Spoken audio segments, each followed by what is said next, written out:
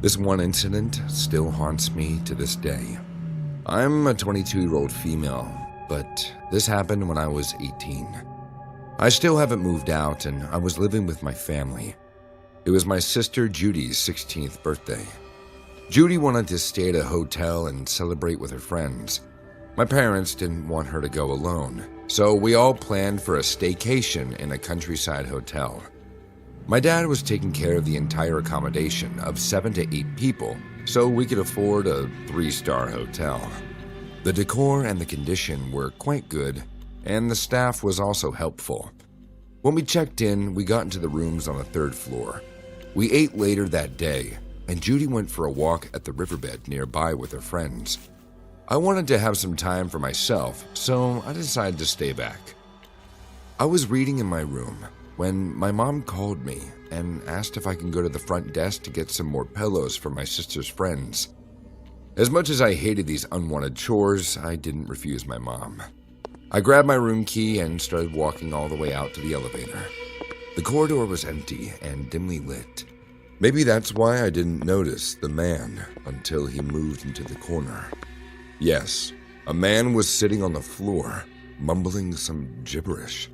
He had a small dump of pebbles in front of him that he was counting in a very creepy way.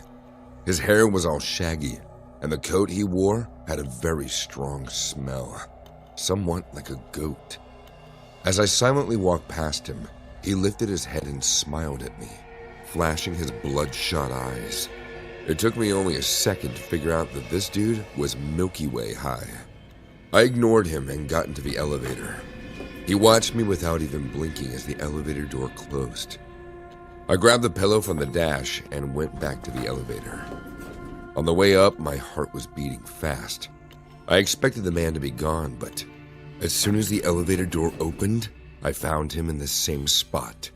He was sitting there, humming creepily while rocking his body back and forth. I started walking down the hallway when I had a gut feeling to turn around. As I did, I saw that the man had started to follow me. I panicked and started to walk faster down the hall. He was chuckling weirdly while looking straight into my soul. His senseless rant was scaring the crap out of me. I felt like he was chanting some spells or something. My survival instincts kicked in, and instead of stopping in front of Judy's room, I rushed straight to my parents. I expected the door to be open, but I twisted the doorknob and realized my parents were enjoying their alone time. But the man did not stop following me yet, so I started panicking and kicking the door. It was embarrassing to ruin my parents' privacy, but what choice did I have? The man kept walking towards me, stretching his arms out like he was dying to touch me. His long, sharp fingernails were filled with dirt.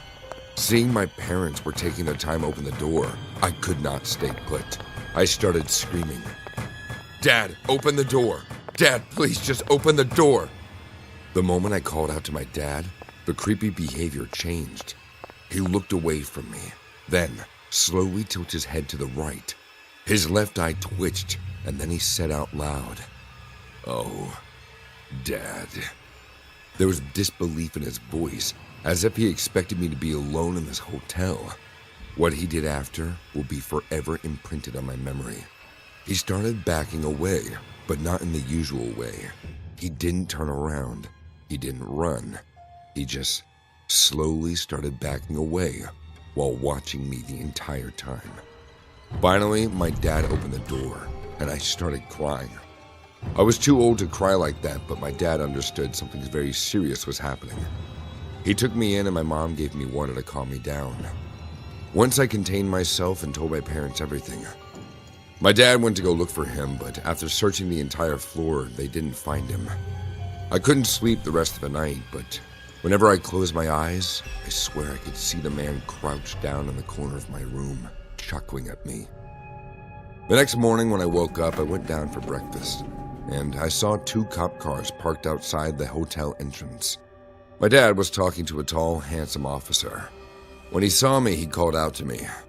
My dad asked me to tell the officers about the man from last night. So far, we believe that the man was probably some homeless addict and needed to sneak inside a hotel, by what the cops told me. but what the cops told me afterwards sent shivers down my spine. A family staying on the ground floor has filed for a missing person report this morning. Their 7-year-old daughter left their room to get some M&Ms from a vending machine last night, but never returned. The couple must have thought that the daughter had wandered off and got lost, so they contacted the front desk and asked them to check the footage of the front gate security camera. In a footage of 4 a.m., the same man from last night could be seen carrying the little girl on his shoulder and walking past the gate.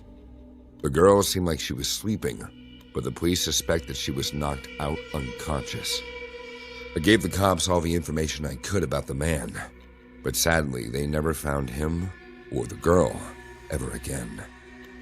Just be careful where you meet a stranger.